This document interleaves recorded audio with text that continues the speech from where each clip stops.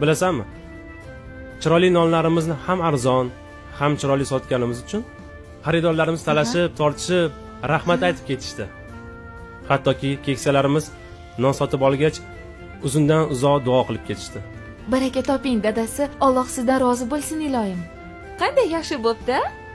Ha, yana bilasanmi? Xo'sh. Yo'lda kelayotib, raisimiz Sobir aka bor-ku. Aha, bilaman. O'shalarni ko'rib qoldim. Muhtoj, ehtiyojmand oilalarga ehson yig'ib yurgan ekanlar. Men ham haliga savob bo'lar deb Allohdan umid qilib ehsonga o'z hissamni qo'shgandim. To'ppa to'g'ri qilibsiz dadajonisi. Aytishadi-ku, yetishmovchilik bo'lgan paytda kishining ehsoni 70 barobar ortiq bo'lar ekan. Shunaqa, qizim?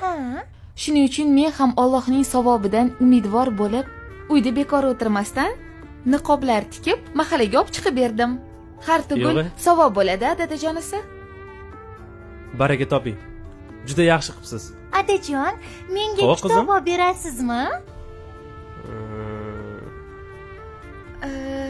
Dadajonisi, men bu masalamizni ham allaqachon hal qilib qo'yganman.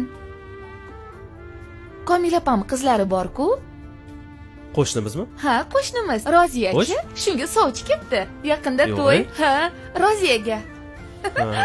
Baxtli bo'lsin. Iloyim, Komil opam qizimni ko'ylaklarini siz tikib bering deb iltimos qildilar. Rosa xursand bo'ldim. Xudo xohlasa, o'shandan keladigan pulga Hadichaga kitob olamiz, ha qizim?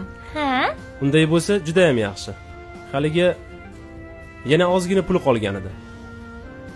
Shu desangiz, dadajonisi, siz bilan bir maslahatli ish bor edi. Tinchlikmi? Nima bo'ldi? O'sini onalarini mazalari yo'q ekan. Kasalxonaga tushib qopdilar. O'shanga bir xabar olib kelsa, onalaridan ancha xursand bo'lardilar, dadasi. Buni qara-ya. Esimdan chiqibdi. Boya yo'lakda akam bilan ko'rishib qolganimizda xuddi shu to'g'risida gaplashgandik. Axir keksalarni unutib qo'yibmiz-ku. Silai rahim degandek. Oysi. Labi. Unday bo'lsa-chi? Kech bo'lmasdan borib kela qolaylik.